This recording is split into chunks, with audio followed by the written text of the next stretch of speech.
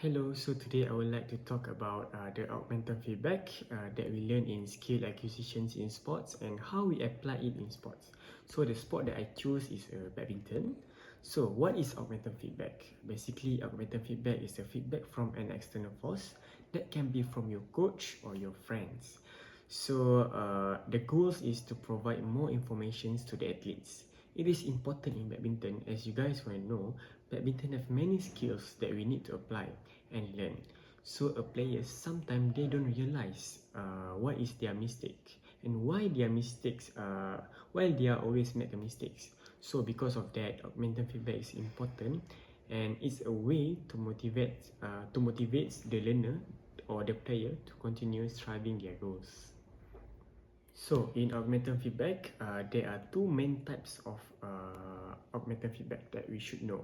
First, which is knowledge of result. What is knowledge of result? Knowledge of result is that is externally presented information about the outcome of an attempt to perform skill. Basically, the knowledge of result is giving information such as the time or the distance. So the second one is knowledge of performance. Knowledge of performance basically is presented the information about the movement characteristic that lead to the performance outcome. So basically the knowledge of performance is talking about the movement characteristic. So you guys can see there are two difference, which is first knowledge of result, which is give information, and the knowledge of performance, which is give information but about the movement characteristics. So there are two difference. Okay, so the example I want to apply in badminton, when you want to smash, first of all, when the knowledge of result, which is the giving informations. Okay, the example is I can say that your smash today is more quality and sideline than yesterday. So we give information about that smash. And the number two, which is the knowledge of performance, I can say the example is you need to be aware that when you want to jumping smash, make sure the shuttle is in front of your eyes and not at the top of your head to avoid the mistakes and wrong timing. So we can see knowledge of performance, we talking about the movement characteristic during the performance. But we have several ways by giving the knowledge of performance, which is KP feedback, such as number one, by verbal, descriptive, or prescriptive KP. What is the difference between descriptive and prescriptive KP? The difference between both of them, which is descriptive KP is giving details or something that describe. For example, in badminton, your smash was a little bit slow just now. So and the second one is prescriptive KP is something involved that telling people what they should do. Example, if you want a very fast smash, make sure your arm needs a full swing from the back to front and use your wrist together to make it more sharper. So you can see there are two different ways and I suggest to use a prescriptive KP because it's involved telling people what they should do. And number two is a video replay. And then you can see for video replay, they record their training session or their match, and after that look back after the match to get a feedback. And number three is a biofeedback, which is a process where electronic or digital something that monitor of a normally your body function is used to train someone to get the accurate movement. So for example of smashing or stroke, so after that you can get a feedback from that. In augmented feedback, I can say that the frequency of using this feedback, we have two, which is the traditional view.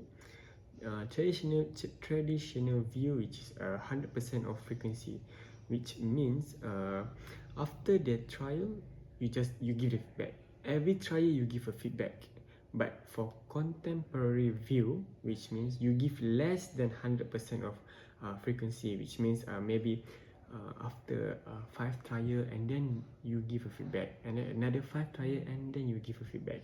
Actually, this can be controlled when, how, and how often do you need.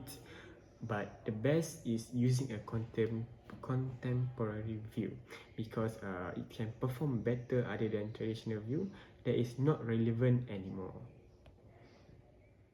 So, application as a coach on this augmented feedback, I would say if I am a coach, I need to know that giving this augmented feedback to the players is one of our job to improve their performance. Because the roles of augmented feedback, we can see that it can provide information that facilitate their achievement of the goals of the skills and motivate the player to continue striving towards a goal. So we need to take it seriously by giving the best to the player.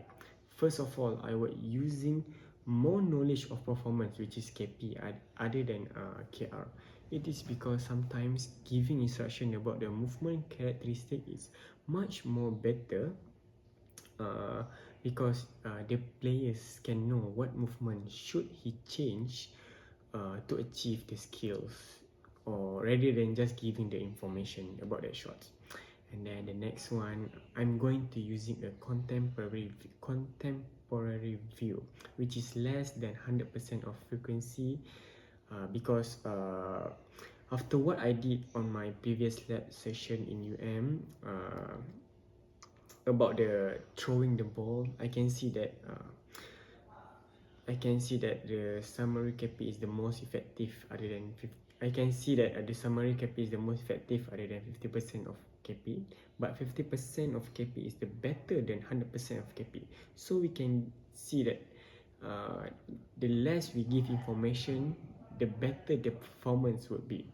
Because sometimes the player, and me also as a player, I have experience sometimes if the coach giving the traditional view of meta feedbacks, sometimes it can distract the player, disturb the player, and the player cannot focus because the mungkin maybe the coach giving a lot of information that we cannot know what information we should do first.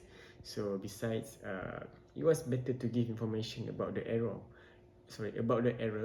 compared to the correct, because they can change to the right way if it is wrong and not making the same mistakes again. So I think that's all for me today for the augmented feedback in badminton. Thank you.